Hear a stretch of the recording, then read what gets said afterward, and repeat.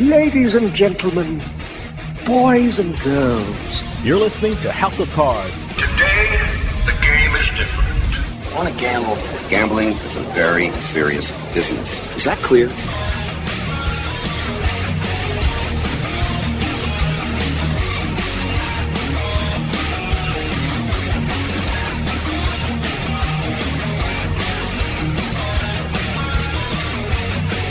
Welcome to House of Cards. Dave Weishuttle with you here, deep from the swamps of Jersey. We got a great show coming up for you. Gambling has been around since this country has started, and women have played an important role in the growth of the gambling industry. And now a new book has documented the role women have played in the gambling business of this country. It's called That Expletive Broad, and it's written by gaming attorney Jennifer Gaynor. Coming up, we're on Talk with Jennifer about the early female pioneers of gambling in this country all the way up to the present day. It's an incredible book about the women in the world of gambling and casinos. So stick around. We'll be right back with House of Cards.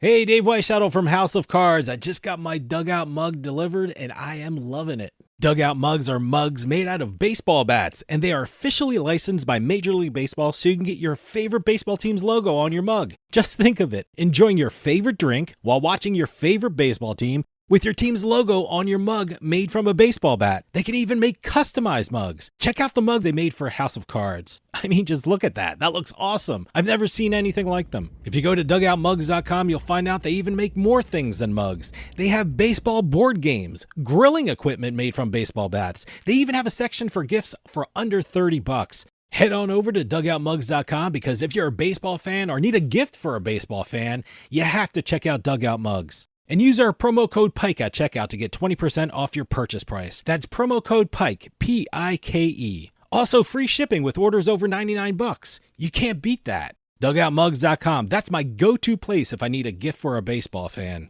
Well, if you excuse me now, the game is about to go on, and the wind is just right for drinking. Hey, this is Dave Weishuttle from House of Cards with your House of Cards gaming report for the week of May 11th, 2026. According to the Division of Gaming Enforcement, New Jersey's iGaming market reported one of its strongest performances ever during the month of March. In March, the Garden State's online casinos generated $272.1 million in revenue. That marks the second highest total in state history, only behind December's record performance of $273.2 million. March was the seventh straight month that online casino revenue topped Atlantic City retail casino revenue.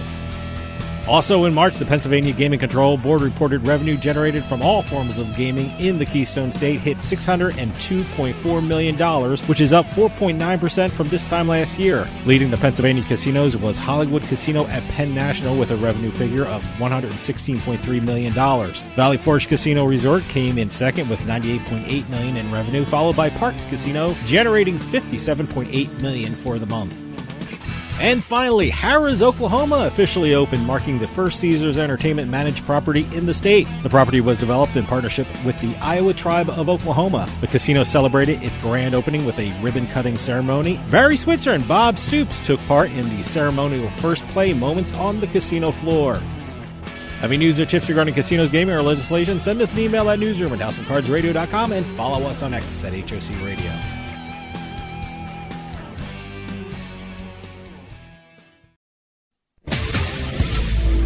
You're listening to the House of Cards. Lose track of time in those casinos. There's no windows, there's no clocks, and you never walk away from the table when you're on a heater.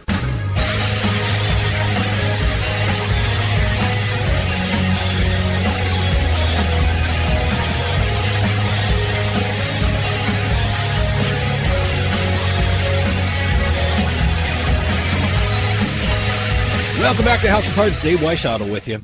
Gambling has been a part of this country since it was founded, and women have played a crucial role in the growth of gambling. A great new book has documented the stories of some of these incredible women that broke barriers and helped shape the gambling business today. The book is titled That Expletive Broad, and I want to talk to the author right now, gaming attorney Jennifer Gaynor. Jennifer, thanks for coming on. Thank you for having me, Dave. I got to tell you, first, I love the title of your book, That Expletive Broad. How did that become the title of your book? That's actually one of my favorite stories about the book. So as I was researching the various women that I was going to feature in the book, one of them, named Deborah Nutton, she was one of the first women to be a craps dealer on the Las Vegas Strip. And at a very early age, she became a pit boss at a strip casino, and some of the gentlemen that she worked with were less than thrilled that she was there.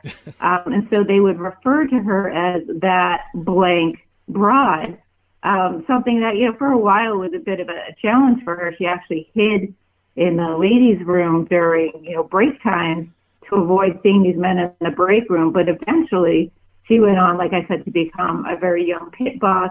And then she went on to be, a top executive for MGM and the Wynn, and had a stunning career in the gaming industry. I've never read a book like this, and it was so great to read about the women in gambling. I mean, what inspired you to write this book? Well, as you know, I've been a gaming attorney here in Las Vegas for more than 15 years. And, year after year, you go to the gaming conferences. I know you've been there. Sure. And you see lots of what we call manels. And that's, panels consisting mostly of men. Mm-hmm. And so I was at a gaming conference a couple of years ago, and, I was flipping through, looking at what our panels would be that day, and I saw manel after manel, and, it was a little bit disheartening. But then I looked around the room and I saw some amazing women in gaming, women like Sandra Douglas Morgan, who was then the chair of the Nevada Gaming Control Board, my good friend Ellen Whittemore, who is now general counsel at the Wynn. And I realized there was a lot of kick-ass women in that room. And there had been throughout the history of gaming, and I really wanted to make sure that their stories were told and shared. I think it's great how you organized your book, too. You took us from the early days of gambling through corporate America and then with the women who worked in government and regulation. I especially love the story of the women in the early days of gambling because I have to admit, when I think of the Wild West and the card rooms west of the Mississippi, I really don't think of women in the gambling business. But there were several. I mean, for example, you have the story of Lottie Deno, who was incredibly interesting. Can you tell us a little bit about Lottie and some of the other women who were literally the real pioneers of women in gambling in this country? Yeah, Lottie Deno, she was a great story. So she was, she had a very privileged childhood upbringing. Her father was a plantation owner, and he also raised race horses. But he had two daughters. He had no sons. So when he went on business trips, he would take Lottie with him often. And he was a gambler. So he would take her with him to the casinos in New Orleans, New York, even over in Europe. And along the way, he taught her how to play. So she actually, at a very young age, as a teenager, became a bit of a card shark. And this actually came in super handy for her when her father, unfortunately, perished. He was fighting in the Civil War, and he actually died, I think, in the first battle he fought in. So that left her mother with two daughters and a plantation to run at a time when it was hard to, find men to come and work on their plantation. So her family sent her off to the city, to Detroit, hoping that where they had family friends, hoping that she could find a man to marry who she could then bring back and could run the plantation for the family. But of course, that's not what Lottie did. She went to Detroit. She went on the party circuit, and then she started gambling at card rooms and playing poker, and realized that she could make a lot of money doing that. Actually, enough money that she was able to support her mother and her sister with the proceeds she won from gambling. And then she went on to, have a very stellar career in the gambling industry. Another part of the book I found really enlightening, because I've really never thought of it that way, were the women who actually owned casinos. And one of those inspirational stories you document was the incredible life of Saran Knight Preddy. I mean, tell us a little bit about her, because she impacted Las Vegas, she impacted the gambling business, and she was really influential even outside of the gambling business. She was. Saran Knight Preddy, she's a very inspirational figure here in Las Vegas, especially in the African-American community. You know, she started off as the dealer in the card rooms in the segregated west side of Las Vegas. And I actually really enjoyed getting the opportunity to write about the west side and how Las Vegas, you know, once upon a time was segregated. So you would have, you know, famous African Americans who could perform on the strip, but they couldn't stay in the strip casinos. So there was actually a really active after-party nightlife on the west side where a lot of these performers, you know, African American and white alike, would come and spend their time after hours, you know, gambling in the casinos and the gaming parlors on the west side. Okay, hold that thought. We're going to take a quick break. See you on the other side.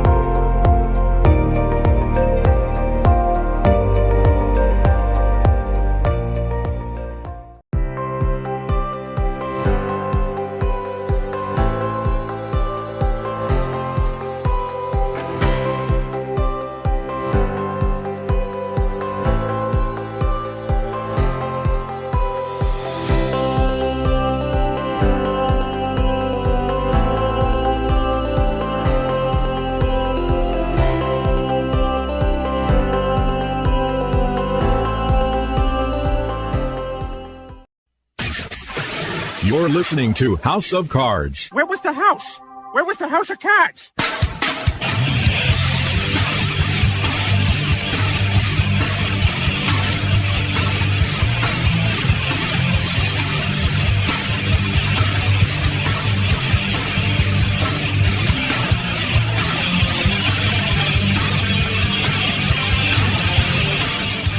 Welcome back to House of Cards. Dave Weishuttle with you here.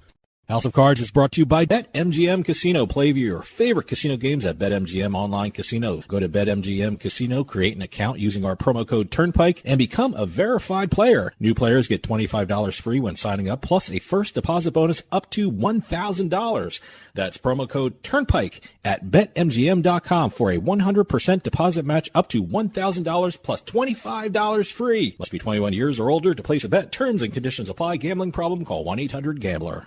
For those of you just joining us, I am talking with gaming attorney and author of That Expletive Broad, Jennifer Gaynor. Sorry about that. Radio has to do its business, you know. Why don't you continue what you were saying before the break? But anyway, that's where she started off working in the gaming industry, because it was a very difficult time for her as a black woman to find, you know, a career elsewhere in Las Vegas where it was segregated. And she went on to become the first woman to get a gaming license in the state of Nevada. And, you know, she took that experience and she became involved with the NAACP and, you know, civil rights groups in Las Vegas and across Nevada.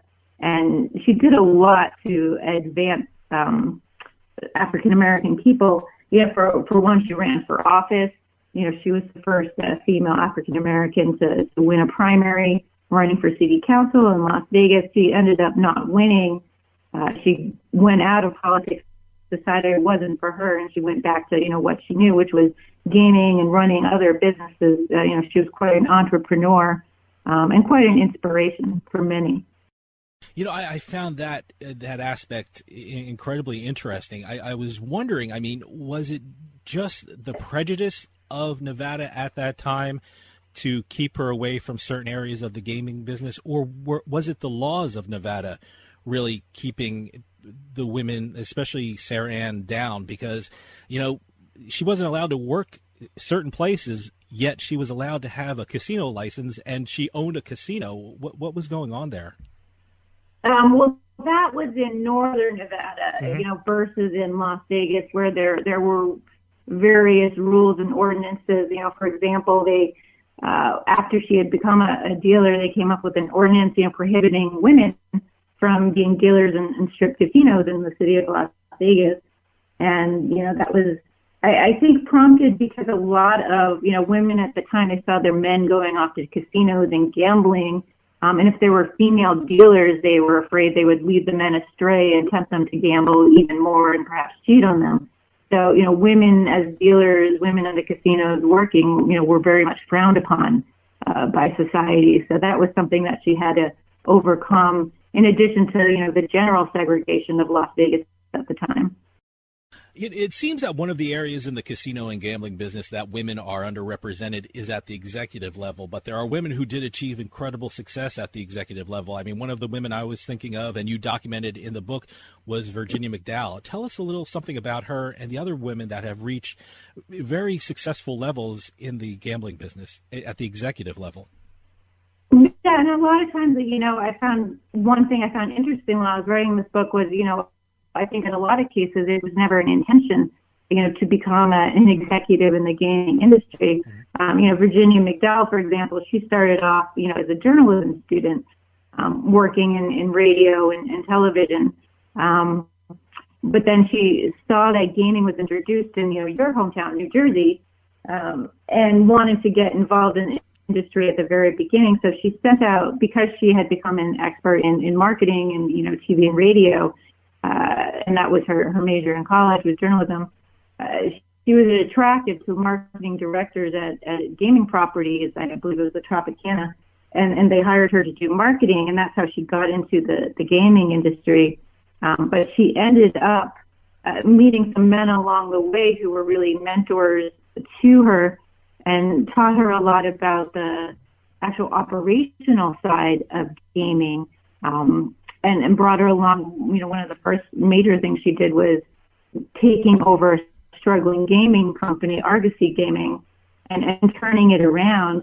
And I think one of the ways she was able to do that was she had a very hands-on approach. So she would go down to the casino floor. She would talk to customers. She would, be very interested in what they liked, what they didn't like, what they wanted to see, and found ways to really make it a better experience for customers, and thus made, casinos more successful. And someone who knew her from her time at Argosy, when the Isle of Capri CEO position became available, really lobbied for her to be interviewed for the position because they knew what a great job she could do. And that's how that came to be about. I was reading That Expletive Abroad, your great book, here in New Jersey at the perfect time, I think, because the big story that broke about a month and a half ago was that Caesars Entertainment named Jacqueline Gray Senior Vice President and General Manager of the Tropicana Casino in Atlantic City. Now, with that hire, it means that 4 of the 9 Atlantic City casinos were run by women, the other 3 being Melanie Johnson at the Borgata, Terry Glabaki at Ocean Resort, and Carrie Hall at Bally's. And that really made me think, because I was reading that section when I saw the news story break, and I was thinking, I was like, is New Jersey doing well in comparison to other states that have casinos? In your opinion, is that ratio or percentage keeping pace with other gaming markets across the country? Oh, certainly. I think that's, great strides being made in New Jersey right now. But, this time with the pandemic, it's actually been a very challenging time for women in the workforce generally, in the gaming industry in particular. Where, gaming and hospitality is one of the industries that was very hard hit by the pandemic. And you look at some of the news stories coming out, talking about how this is having a outsized impact on women, that they're, leaving the workforce at, 4 times the rate that men are. So this makes it a very important time for women to be having these executive roles in the gaming industry and really keeping a hold of the progress that women have made in the gaming industry, to become these executives. But we also have to be very careful that we don't lose women at all levels of gaming, because, you're not going to be able to have women in these executive roles if you don't have the pipeline at the lower levels leading up to that. So, I think this is a great time for this book and the messages in the book about the importance of women in the gaming industry, and for gaming companies to really pay attention, to make sure they're continuing to feed that pipeline. Well, I'm curious. You mentioned it. I mean, are there gaming companies right now doing more to promote women and diversity in the workplace, especially at the executive level? There definitely are, gaming companies that are working very hard to do that. And some of that is, prompted by some of the women in my book, who have become executives and are doing a lot to help women. And the Global Gaming Women organization, I think, has played a very important role in promoting that throughout the years. MGM's always had they took an early stance, and Caesars as well, and making sure that this was a priority for them. You see places like, the Wynn, where, they were kind of in a lot of trouble when it came to, misogyny and how women were treated in that workforce not that long ago, as we all famously know, with the cases against Steve Wynn. And they've had a major turnaround in their representation of women on their board, and putting Ellen Whittemore, choosing her to be the general counsel for the Wynn. So, there's definitely companies in Las Vegas and in the gaming industry that are doing really good things in this area. I want to ask you about the women who became the regulators who oversee the gambling activity in the state. And the one person I was going to bring up, you actually already brought up, Sandra Douglas Morgan. I found it amazing that a woman with such incredible knowledge of the gaming industry and gaming law, when the governor of Nevada called her up to be chair of the Nevada Gaming Control Board, she thought he was calling her to ask about the retirement of another board member, which I found that an absolutely mind-blowing story. I mean, tell us a little bit about Sandra Douglas Morgan. She's incredibly smart, incredibly polished, but, one of the most modest people I've ever met. When I actually initially approached her at a Global Gaming Women event to interview her for the book, she was like, "Me? Are you sure?" She's like, "I've only been chair for less than a year. I haven't accomplished that much." And I had to tell her, Sandra, just by virtue of being the chair of the Gaming Control Board, the second female and the first African-American chair of the board, just by being you and being in that position, you've accomplished quite a lot for women in the gaming industry. But yeah, and then when I was interviewing her, she was talking about how she really preferred getting involved in the operation of being the board chair and the policy of it. And I pointed out how important it was for me personally as a woman in the industry to see her speaking at gaming conferences and to see her up there as a role model and someone that women could aspire to be was extremely important. And she said, I really never thought about that, how important it was for me to be there, to be in the room, to be up there speaking. So she said, I'm going to make sure that I focus on doing that a lot more, because throughout her experience, she had women, at the MGM that she worked with, for example, who were inspirational role models and positions and executive positions that she could look up to. And, she brought up the quote, you have to see it to be it. And I think that's very true. Plus, she had a great background, not only in gaming, but she went through what she called trial by fire when she was working as counsel for the city of North Las Vegas, and they were having, one of their worst fiscal crises ever. And she helped, work with the governor, work with the mayor of the city, and shepherding the city through, what was a time of crisis, to turn things around and become, a very successful city, put it on a road to success. So, and she's pointed out, after going through that at the city of Las Vegas, that was really my trial by fire. She overcame in her own life and career what is known as imposter syndrome. And I think that's something that women suffer from a lot more than men. And that's, thinking that you're not qualified to be there. You look around, you're like, why am I here? What do I know? Do I know anything?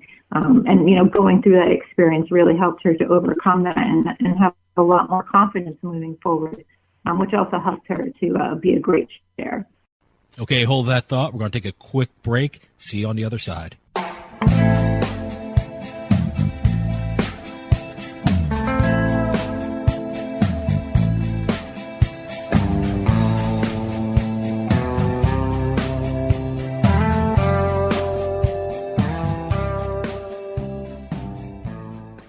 Sign up at jackpot.com and you can bet on the world's best lotteries where the biggest jackpots are up for grabs. Powerball, Mega Millions, some of the biggest lotteries can be found at jackpot.com. Simply choose your lotto game, pick your numbers, or use their quick pick feature, and you're done. Sign up at jackpot.com with code DRAW24 and get a free lottery ticket with your first deposit. Jackpot.com, it's the world of lotto in your hand. Terms and conditions apply. You must be at least 18 years old and in the United States to play. Void where prohibited. Gambling problem? Call 1-800-GAMBLER. In a moment of need, every second counts. So first responders, delivery drivers, and visitors can find your home fast, even in the dark. This is about more than just a number.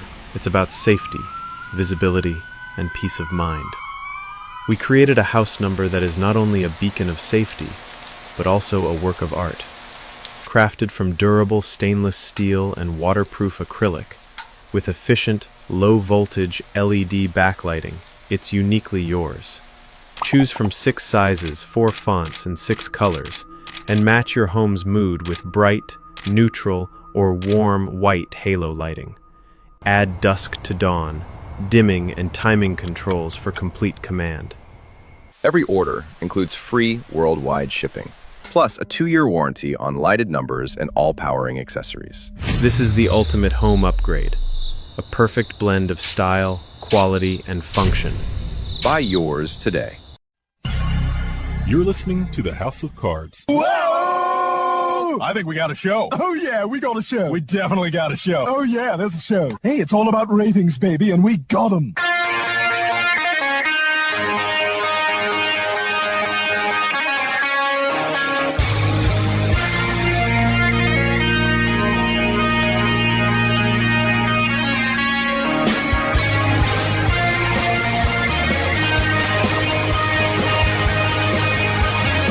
Welcome back to House of Cards. Dave Weishottle with you here.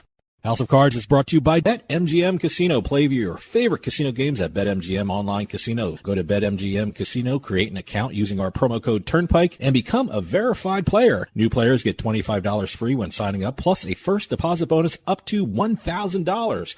That's promo code Turnpike at BetMGM.com for a 100% deposit match up to $1,000 plus $25 free. Must be 21 years or older to place a bet. Terms and conditions apply. Gambling problem? Call 1-800-GAMBLER. For those of you just joining us, I am talking with gaming attorney and author of That Expletive Broad, Jennifer Gaynor. You know, when we talk about the gambling industry, I mean, there are a bunch of branches within the industry itself. I mean, there's PR, there's player development, there's marketing. Are there areas in the gambling industry itself where women are really underrepresented to a point where companies should really be focusing on that area with regard to employment of women? Sure, because, you know, if you look at the numbers, and this is something I talk about in my book, you know, where there might be, 38% of women represented at the executive level, but you realize they're siloed into certain categories.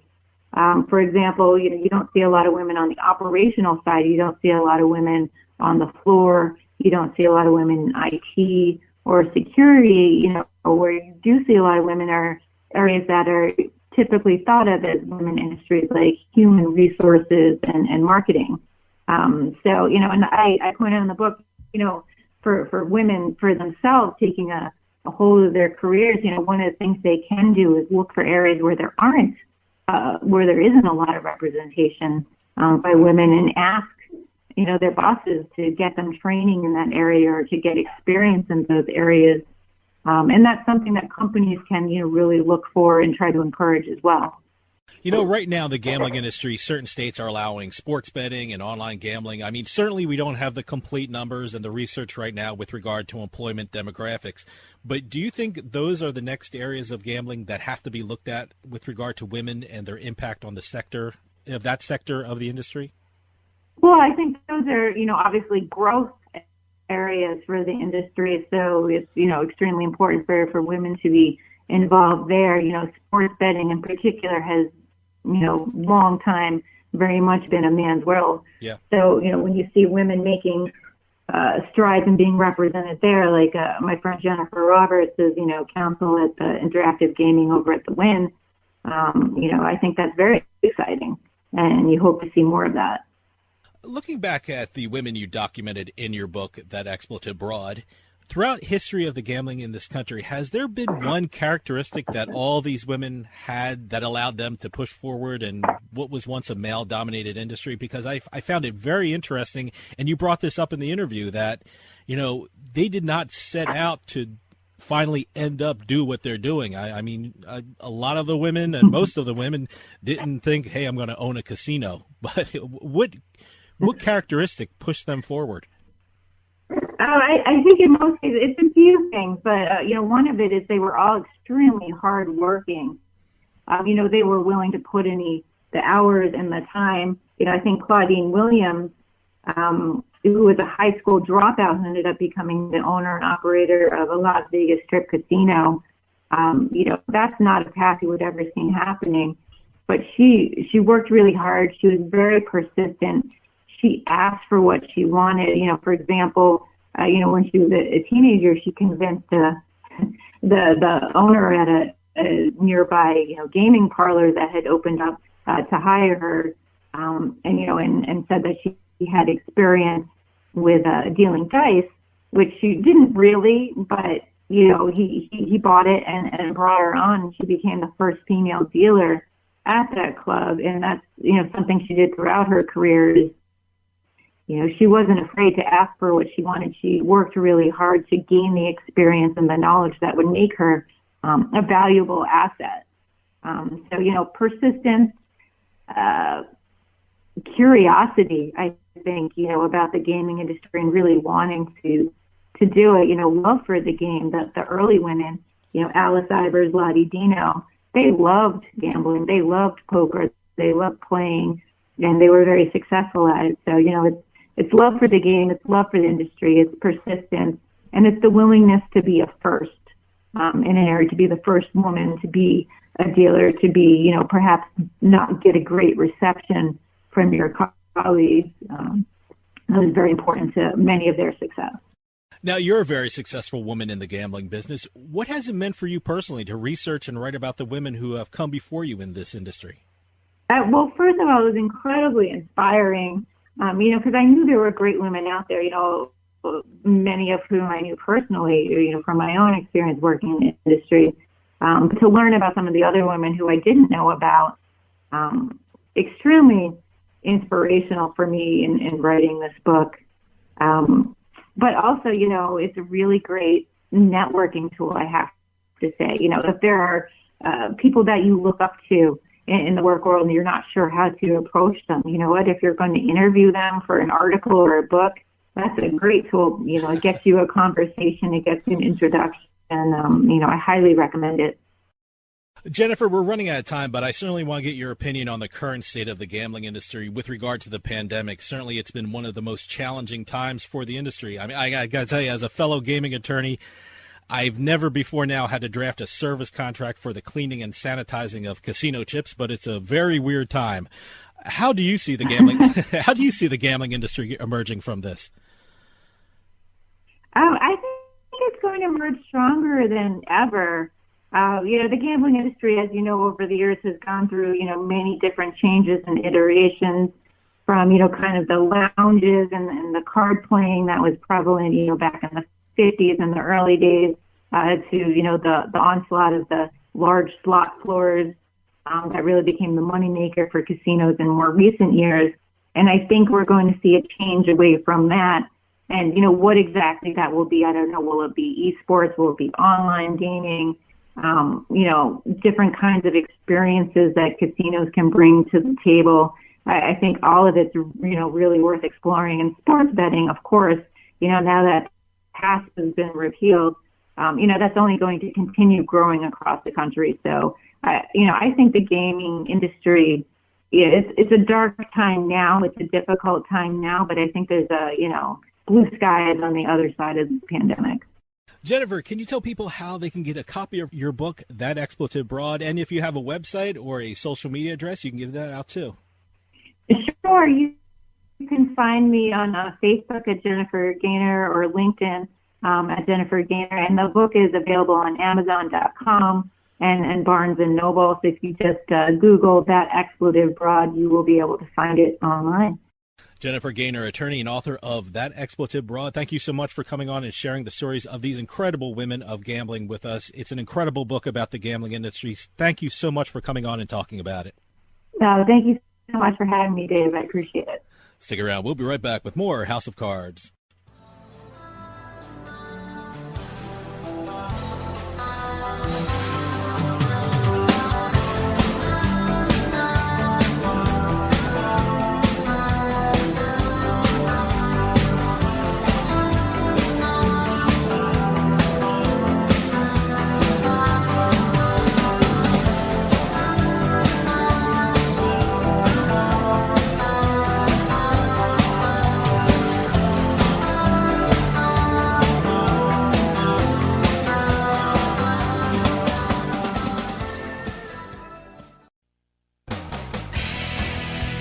Hey, this is Dave Weishuttle from Turnpike Sports with this week's Bet Flash. With its March sports betting report, the state of New York reported its 8th consecutive month with at least $2 billion in handle. The Empire State also reported a monthly gross gaming revenue of at least $200 million in 5 out of the last 6 months. The state's all-time mobile handle passed $64.7 billion, all-time gross gaming revenue passed $5.7 billion, and all-time tax revenue passed $2.9 billion. Also in March, the state of North Carolina reported its first handle of more than $700 million in 3 months and at least $70 million in revenue in 5 of the last 6 months. The state passed $14.5 billion in all-time handle, $1.5 billion in all-time revenue, and $275 million in all-time tax revenue. And finally, Prize Picks announced a multi-year partnership with the National Basketball Association. This partnership makes Prize Picks an official daily fantasy sports partner of the NBA. Under the deal, Prize Picks will integrate NBA intellectual property across its daily fantasy and free-to-play products and will execute promotional campaigns and participate in co-marketing efforts across NBA digital and media platforms. From the seaside to the desert, from the betting lines to the sites online, Turnpike Sports has got you covered. And be sure to follow us on Twitter at Turnpike Sports.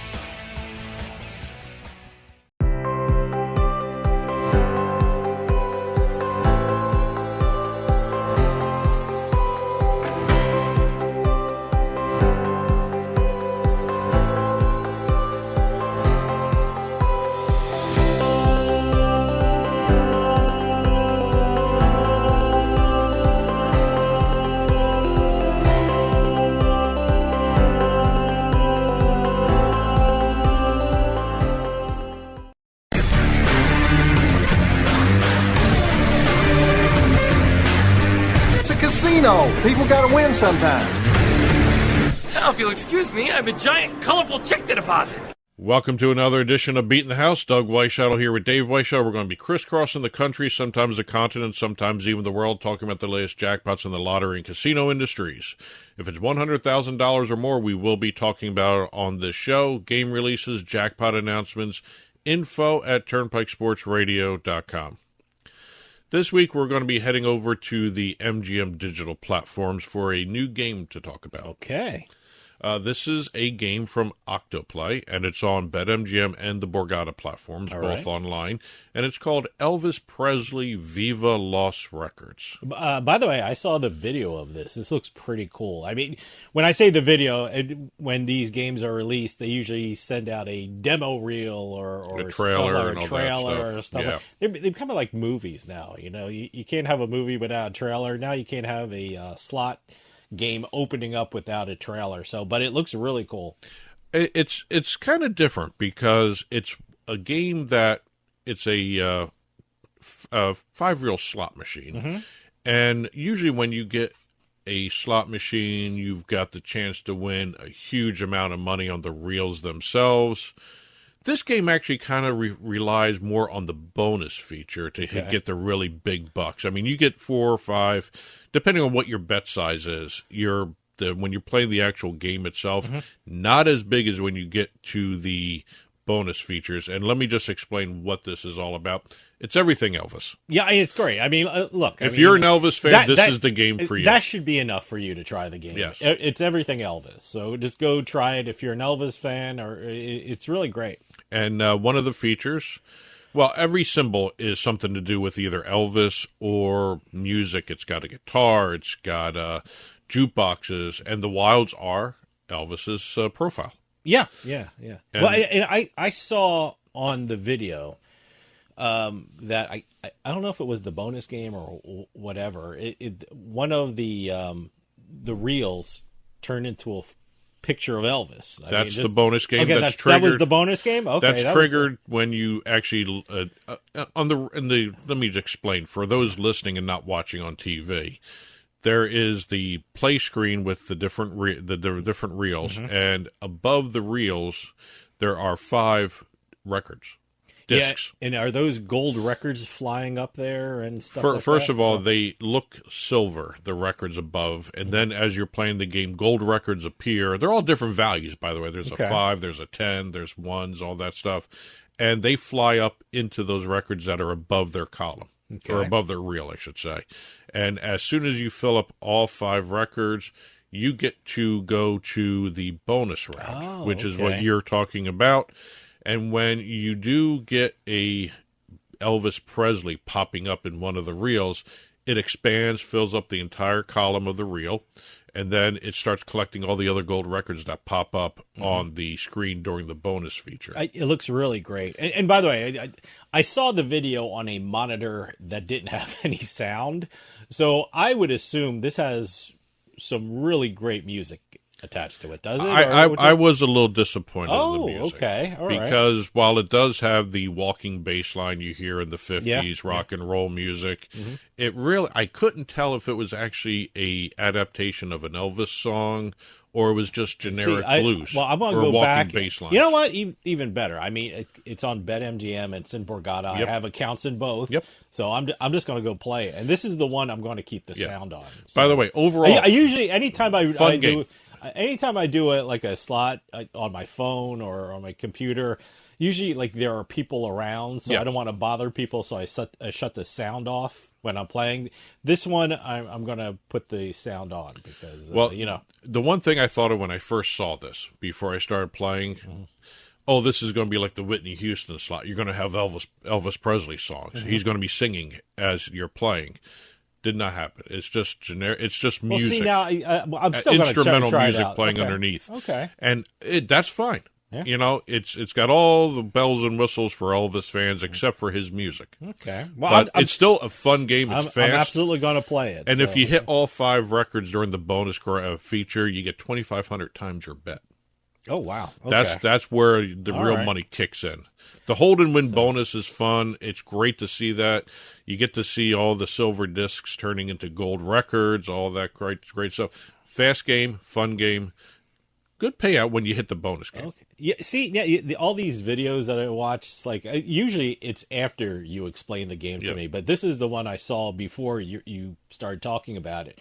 So I got to get to a monitor with sound and stuff like that because I want to get the full effect of it. I want to get the full Elvis experience when I play this game. So I'm definitely going to check it out. What is it? BetMGM and Borgata, BetMGM and Borgata. Right. And just so I'm you know... assuming I can just like type in Elvis on the search bar and it'll go it's right on there. the home screen. Oh, okay. Oh, it's perfect. a featured game. Okay, perfect. And just for you Elvis fans out there, they did an adaptation of one of his lines. Get ready for a little less conversation and a little more action to describe the game. So, well, that was a lyric. It was a lyric. Yeah. I can't remember what song. But I can't. I have it in my head. I know it's going to be. It's an earworm now. See now I got to think about it. But it's BetMGM. If you go to BetMGM, use our promo code Turnpike. When you sign up, you get a 100% first deposit match up to $1,000. Plus $25 on the house to go ahead and get a casino bonus going there. And always, terms and conditions apply. 21 and older. Problem gambling, 800 Gambler. It's a really great looking game too. Yeah, good job by Octoplay. Really, really good. Got to give credit to Octoplay. They made a good game. Good for them. That's it for the game release this week. We're going to be starting off our casino jackpot segment, heading out to Nevada for a huge jackpot. Huge. It has 2 huges on it. It's hugest. Okay. We've gone over... It's the most hugest jackpot ever. It's the mostest hugest. Yep. We're going over to Mandalay Bay Resort for this one. We haven't done Mandalay Bay in quite a long time. We've got a $5 bet. Ordinary bet. Mm-hmm. Guys playing the mega... Or the person, I should say. They remained anonymous. person was playing the Mega Bucks Triple Red Hot 7 Spitfire Multipliers machine. Wow. Okay. That's a big name, and it did a big payout, and this had to be confirmed by IGT, the game manufacturer. Okay. International Game Technology has confirmed the payout on the $5 bet to be $10,486,432.04. Wow. What's shocking is, first off, $10 million is an insane amount of money. Yes. It's an incredible jackpot. I'm surprised that was the payout from a $5 bet. You know, that's incredible. Well, this also ends up being a progressive too. They said so. Yeah, I guess so. I mean, it's the most progressive thing in the world. I don't know what the progressive starts at because every resort sets it differently. That's unbelievable. $10 million. Wow. Almost $10.5 million. Wow. Talk about starting off right with this show. Yeah. By the way, I would remain anonymous too. Oh yeah. That's just an overwhelming jackpot. You know. I just wonder what you do after winning that size. I mean, a couple thousand, couple million. Yeah, you do anything you want. I'm sure the $10 million jackpot, whatever. And I'm sure the casino treated them right, too, afterwards. I would guess. I mean, yeah, absolutely. So. All right, here we are. We're going to be leaving Nevada for our next one. We're going to California. And we're going to visit our Thunder Valley Casino Resort. Almost a weekly installment of Thunder Valley. What's going on with Thunder Valley? I mean, is this a table game? Is it a slot? Because they have some of the loosest slots apparently ever. I mean, every week it's Thunder Valley, it seems. This is a slot. All right. And it's one we're familiar with in terms of the overall brand. This is a different game underneath this brand. This is a Dragon Link Genghis Khan machine. Ah. By the way, I was watching, just to get off a little bit, I was watching a Discovery Channel, and it was about Genghis Khan, but they call it Genghis Khan, so I don't know the correct pronunciation anymore. I was always Genghis Khan, but Dragon Link Genghis Khan or Dragon Link Genghis Khan, I don't know.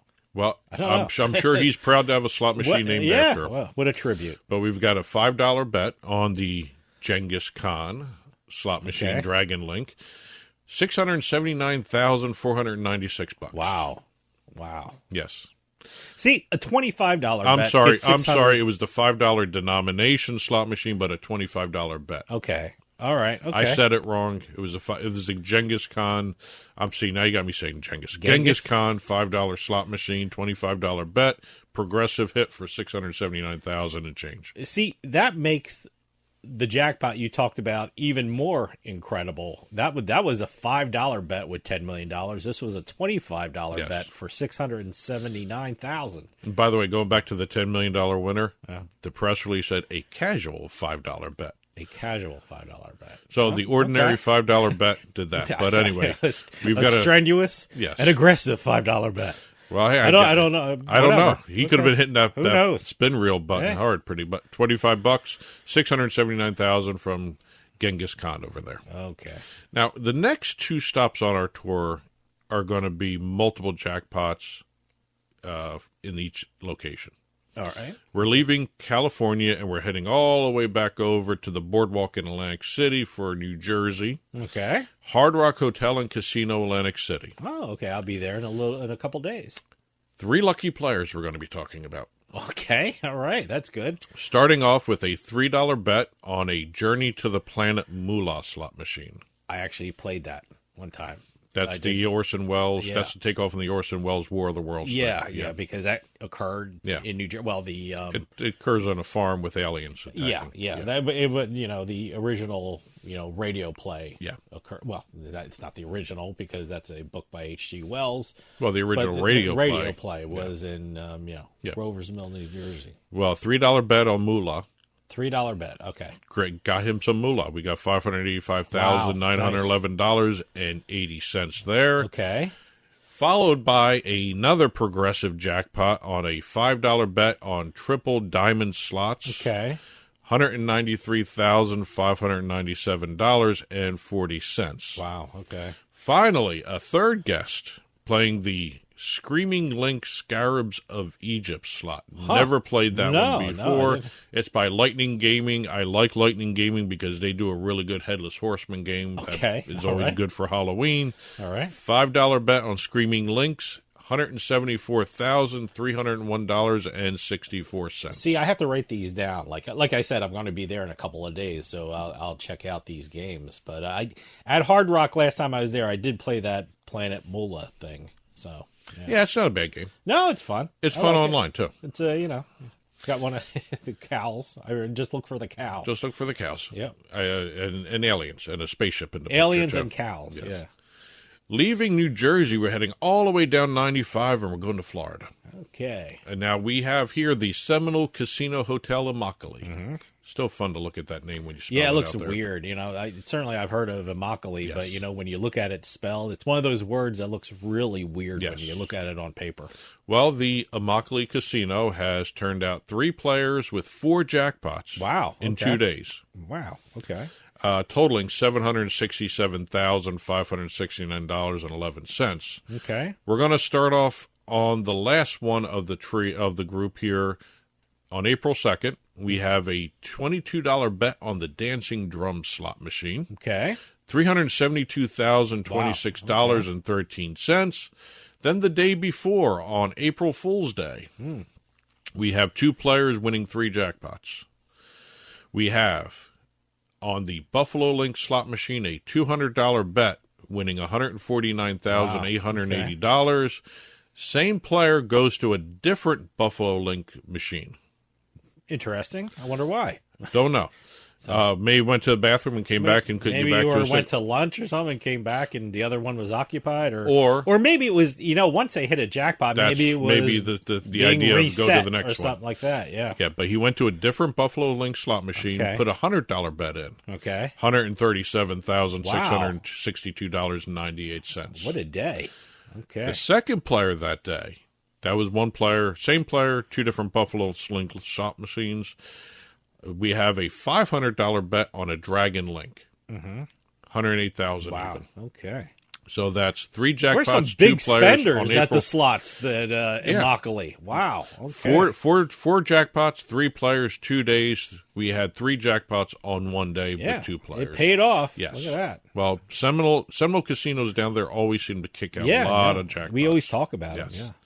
Finishing up Beating the House this week, we're heading out to Ohio. Okay. We've got an Ohio lottery story that basically demonstrates what we always tell people on this show. If you get a mistaken ticket, keep it. Yeah, boy. Do not turn it back in. I mean, you kind of got it for a reason Yeah. if you look at it in one way. So, Well, we've Because first off, you'll feel terrible if you gave it back and say, this was a mistake and stuff like that. Although you probably wouldn't know. If you got a mistake on a ticket and you gave it back, you probably wouldn't know what you gave up.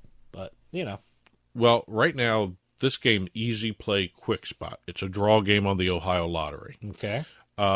According to the release, this player had been noticing people were winning on the dollar tickets of this game. Wow, they have dollar tickets. That was the most surprising thing of the story than anything else. Jersey has dollar tickets. No, anymore. I haven't seen a dollar ticket. I don't think there are in any dollar years. games whatsoever. Yes. I might be wrong, but I don't think I see any. Well, he's been watching people win on the dollar tickets at this one store Right. in Ohio. So he decided to go up to the clerk and get his own set of tickets First he off, would. That's very perceptive of him. I mean, I wouldn't know. He's really tuned into the lottery there. Well, if he's a lottery player, he's going to be. Yeah, I mean, that's. And also, when you're standing there, you do see the list of winning tickets, and you get to see what they were. You don't see the names of them. All but right, okay. A lot of places list out the winners. Look at that. That's a tip. Yeah. If you're, might as well take a look at the. So what, it was on a board or something like that, or I mean, however they had it, they didn't say. Okay. But he noticed that a lot of players had been very winning on the dollar perceptive. tickets. That's every that's place smart does it lottery different, playing. yeah. That's smart lottery playing. Well, every place lists the winners differently. Some Okay. places just put the amounts with the game. Some people put the amount that you spent on the ticket and the jackpot plus the game. Yeah. This must do See, that that's way. not a courtesy; it's a tool. It's a tool, yeah. That's a smart way to do it. So he went up to the clerk, and according to the release, he ordered 5 $1 tickets. Okay. And 1 $5 tickets. 1 $5 ticket, I should say. Okay, so you got 6 tickets. He had 5 of them $10. were- $10. Okay, all right. 5 $1, 1 $5. One ticket worth $5. Yes, he bought a $5 ticket. All right, okay. He had a $10 bill. Okay. So instead of getting 6 tickets back. He got one $10 quick spot instead. Okay. I don't know how that got mixed up by okay. the clerk. The clerk must not have been paying attention whatsoever. I don't know. But anyway, who knows? Got the one $10 ticket from the quick spot draw for the night. Decided I'm going to keep the ticket. Yeah. So he played it. And that night he found out that he won the largest easy play quick spot payout so far this year for the Ohio Lottery, $150,000. Wow, that's great. Yes. So he matched all 10 numbers. So all that strategy, and he wins on a mistake. On a mistake. Okay. Well, okay. Largest easy pay. Should I take back what I said? That wasn't maybe just go with the mistake, or I don't know. Hey, well, it worked out either way. It worked out even better because the $10 quick spot, according to the Ohio Lottery, pays out 100% of the jackpot. Oh, the dollar ticket only pays out 10% of the overall jackpot. The $5 ticket pays 50% of the overall jackpot. So it worked out. Good for him. So he totally won. The total amount was $158,585 on a mistaken ticket. There you go. Never give back those tickets. Keep the tickets. Keep it. That's it for this week's Beat in the House. Congratulations to the winners we talked about. Congratulations to the winners we didn't have a chance to talk about out there. We only do $100,000 or more. A lot more winners of both casino, lottery, keno, bingo, everything. There's a lot more winners out there than what we are able to cover in the show, so congratulations to everybody. Game releases, jackpot announcements, info at turnpikesportsradio.com. Well, that'll do it for us this week. We'll see you next time with House of Cards.